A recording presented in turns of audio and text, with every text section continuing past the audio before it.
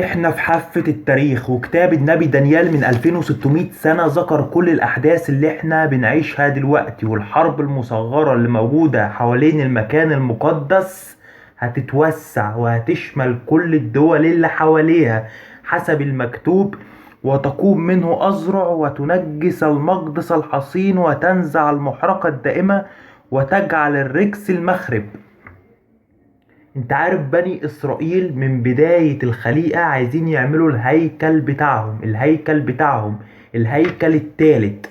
الهيكل التالت ده بمجرد ما يعملوا اول تأسيس طوبة فيه، الارض هتتزلزل والشمس هتطفي والقمر هيتحول لدم وكل البحور هتعج. ليه؟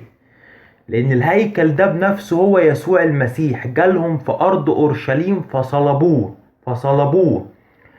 هم رفضوه، ابائهم رفضوه وهم دلوقتي رفضوه، لكن الله اقامه من الاموات واعطاه سلطان ومجد على كل الخليقة، وباسمه كل اللي بيؤمن باسم يسوع بينول غفران الخطايا.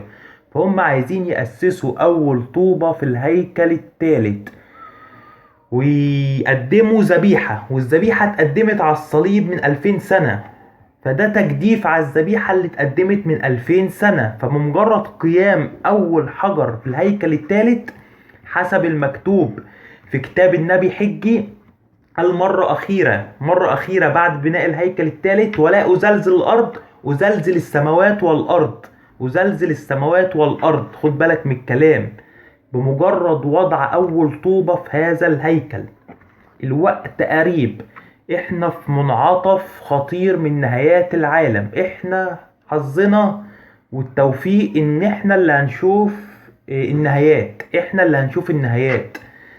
كل باحث في النبوات القديمة وكل واحد مؤمن بالله سواء صغير او كبير عارف الكلام ده، لان احنا مش عيبنا الجهل، احنا عيبنا التجاهل. خلاص الولايات المتحدة الامريكية هتقوم تبذر حروب يوم القيامة في كل الشرق الاوسط، وهيواجهها التحالف الاخر الصين وروسيا.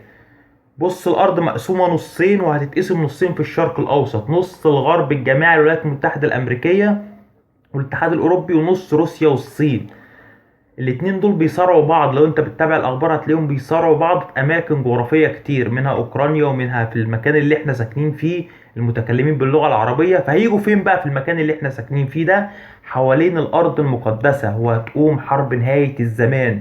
في الوقت ده ابن الانسان هيظهر على السحاب اللي اسمه يسوع المسيح، والختم السادس هيتفك والمحيط هيضج والشمس هتطفي والقمر هيتحول لدم، والناس هتصحى الصبح هتلاقي كل حساباتها في البنوك محذوفة، وهيكون اتنين على الفراش، هيخطف الواحد ويطرق الآخر. كل المؤمنين بالله يختطفوا من الأرض قبل قيام السبع كوارث الأخيرة. الكلام ده كله هيحصل في الأيام اللي احنا عايشين فيها.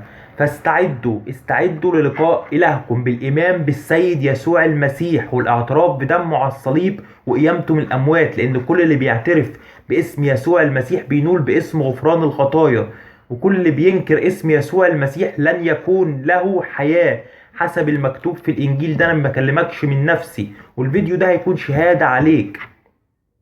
الوقت قريب، استعدوا للقاء إلهكم.